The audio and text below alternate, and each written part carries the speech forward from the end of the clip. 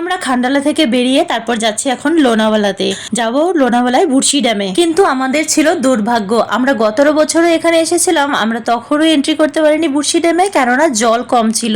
আর এবছর জল প্রচুর ছিল। কয়দিন আগে যে ইনসিডেন্টটা হয়ে গেল বুড়শি ড্যামে, তার জন্য পুলিশের খুব কড়া পাহারা চলছে। একটুখানি বৃষ্টি বেশি হলেই বুড়শি ড্যামে এন্ট্রিটা বন্ধ করে দেয়।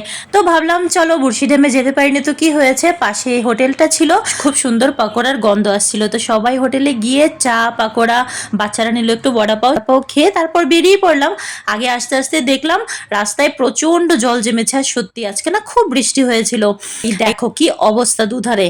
আর তার সামনে ছিল একটা ঝর্ণা, তো সবাই ভাবলাম যে ওখানে একটু দাঁড়িয়ে এনজয় করে যাই। দুধের স্বাদ ঘোলে মেটানোর মতো অবস্থা আজকে আমাদের। বড় ঝর্ণা দেখতে পারিনি তো কি হয়েছে, ছোটটাই দেখে গেলাম। আর এটা আমার মেয়েটা একদম পোজ দিচ্ছিল ফটোশুটের জন্য। তো চলো আজকে এইটুখানি, ভালো লাগলে সাবস্ক্রাইব করে সাথে থেকো, আবার কালকে দেখা হবে। সবাই ভালো থেকো, সবাইকে টাটা।